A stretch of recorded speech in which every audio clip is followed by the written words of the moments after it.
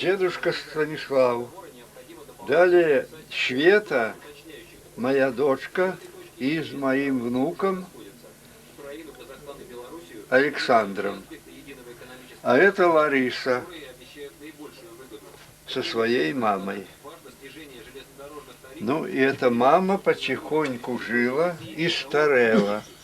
Вот одна ступенька возраста, следующая уже последняя ступенька. Ну, а это вот Лариса вот такая, а тут иная. Это ее следующая ступенька. Уже 50 год стукнуло. Уже говорила, что на нее мужики молодые не заглядываются.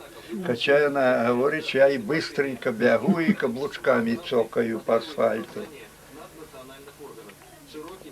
Звук же записывается?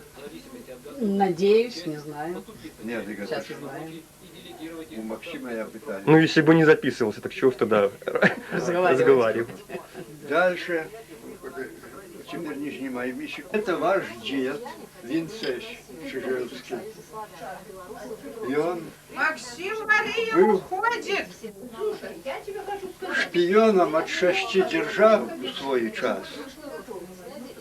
И признался у тем, что он шпион от 6 государств.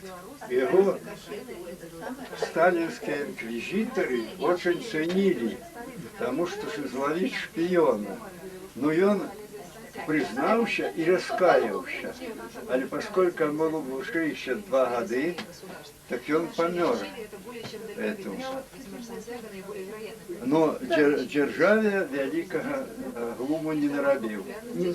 Так, многие пытаются, кто это такой.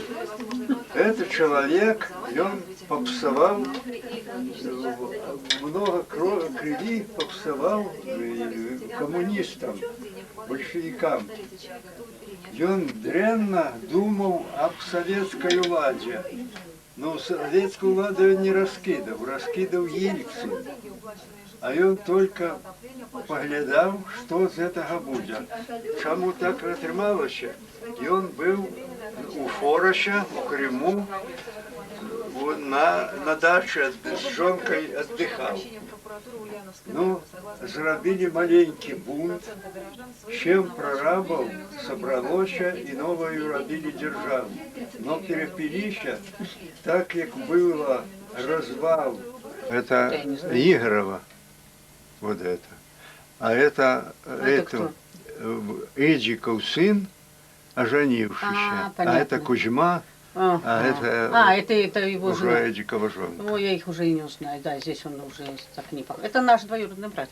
Если вот... Это Шурик, я уже Шурика снимаю. Шурика, да? Это Шурик маленький еще Это был, а сейчас Иринка. видишь, какой был. Да. А вот это, не знаю, это, наверное, Игорева девочка? Игорова.